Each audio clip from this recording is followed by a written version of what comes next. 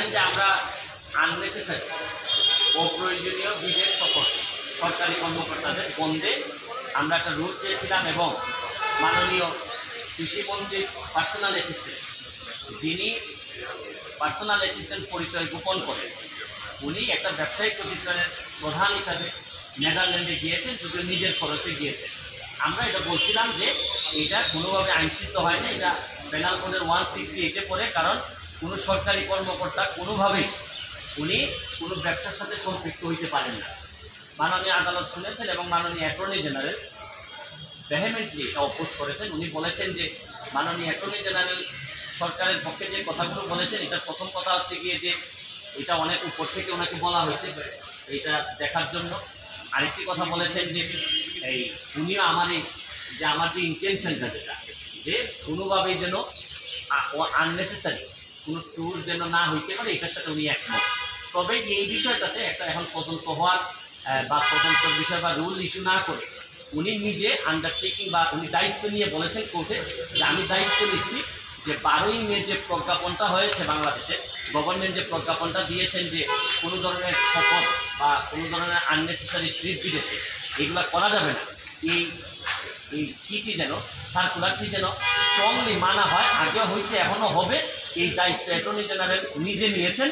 এই কারণে মাননীয় আদালত বলেছেন যে আমরা তো এটা দিচ্ছে এন্টারটেইন করলাম না, যেহেতু উনি লিখে দিয়েছেন অর্ডারে যে যেহেতু মাননীয় রাষ্ট্রের অ্যাটর্নি জেনারেল এই দায়িত্ব নিয়েছেন যে কোনো ধরনের এই 12 তারিখের প্রজ্ঞাপন যেটাতে বলা হয়েছে যে বিদেশে যাওয়া যাবে না বা খুবই প্রয়োজন না হইলে আননেসেসারি ট্রিপ করা যাবে না, এটা যেন স্ট্রিক্টলি বাংলাদেশে মানা হয়, এটার দায়িত্ব উনি নিয়েছেন এবং এইভাবেই এটাকে আমাদের রিটটাকে উনি আপাতত রিজেক্ট করেছেন এই কারণে যে যেহেতু অ্যাটর্নি জেনারেল দায়িত্ব নিয়েছেন। অ্যাটর্নি জেনারেল যেহেতু দায়িত্ব নিয়েছেন, আমার বিশ্বাস যে এটার মধ্য দিয়া আমরা আপনাদের সামনে নিয়ে আসতে পেরেছি এবং আশা করি বাংলাদেশের সকল সরকারি কর্মকর্তা বা যারা মন্ত্রণালয়ে আছেন তারা এই বিষয়গুলো জানবেন যে আমার বিশ্বাস যে অনারেবল সুপ্রিম কোর্টের হাত বা চোখ সবসময় খোলা আছে, এটা আমরা সাবডিভিশনে রেখেছি যে ওনারা জানুক যেন ফাঁক পুকুর দিয়েও গেলেও বা মন্ত্রীর পিএ সাহেব অন্য কোনো নাম ধারণ করে যদি যান তাহলে উনি কখনোই বাইরে থাকবেন না।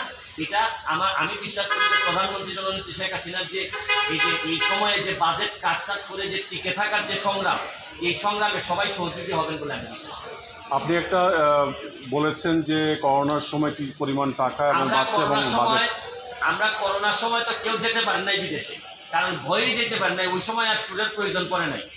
এই কারণে মাত্র 1 বছরে 2020 সালের জুলাই থেকে সম্ভবত 21 সালের আগস্ট মাস পর্যন্ত 2500 কোটি টাকা আমাদের সেভ হয়েছে। 2021 সালে এই অর্থ বছরে আমাদের বাজেট ছিল 40 বিলিয়ন ছিল শুধু সরকারি কর্মকর্তাদের বিদেশ ভ্রমণ এবং সফরের খরচ। এইটাও ওই করোনার কারণেই আমাদের সেভ হয়েছে। 2022 সালের রিপোর্টটা আমাদের কাছে নাই, বরাদ্দ হয়েছে প্রায় 45 বিলিয়ন টাকা বরাদ্দ হয়েছে তাদের শুধু সফরের জন্য। এইটাও আপাতত আমরা 2022 সাল পুরোপুরি শেষ হইলে আমরা বুঝতে পারবো যে কত টাকা খরচ হয়েছে। কিন্তু আপনারা জানেন যে করোনার চেয়েও এখন আমরা বড় মহামারীতে পড়ছি, আমাদের এখন সব কিছুতে কাটছাট করতে হইতেছে। আমরা আশা করি সবাই আমাদের এই পাবলিক ইন্টারেস্ট লিটিগেশনটা আনার একটা মাত্র কারণই ছিল যে সবাইকে সতর্ক করা এবং যারা এটার জন্য দায়ী তাদেরকে ন্যায় বিচারের মুখোমুখি করা। কিন্তু আপনি কি সফল হয়েছেন এই আজকের এই আবেদনটা সম্পর্কে? আমি মনে করি যে পার্শিয়ালি সফল হয়েছে, আমি মনে করি পুরোপুরি সফল আমি বলবো না, কারণ আমার কাছে মনে হয়েছে যে এখানে ভিতরে কিছু জিনিস আছে যেগুলা হয়তো একটা তদন্ত কমিটি করে দিলে হয়তো আরও বেশি সফল হইতে পারতাম। কিন্তু তারপর আমি সন্তুষ্ট এই কারণে যে রাষ্ট্রের অ্যাটর্নি জেনারেল দায়িত্ব নিয়েছেন যে এটা দেখবেন এবং আমি মনে করি এটা ওনার দেখা এখন রাষ্ট্রীয় দায়িত্বের মধ্যে। অ্যাটর্নি জেনারেল তো বলছেন যে আপনি নেদারল্যান্ডের বিষয়টা বলছিলেন বারবার, কৃষি মন্ত্রণালয়ে যে তারা যাচ্ছে, বিভিন্ন কর্মকর্তারা তারা আশেপাশের দেশে যাচ্ছে, কিন্তু উনি বলছেন যে এটা প্রধানমন্ত্রীর নজরে আছে তাই, এবং তিনি জানেন এটা ওই ভ্রমণ সম্পর্কে। অ্যাটর্নি জেনারেলের মতো বলেছেন যে প্রধানমন্ত্রীর নজরে আছে যারা যারা বিদেশে যাচ্ছে।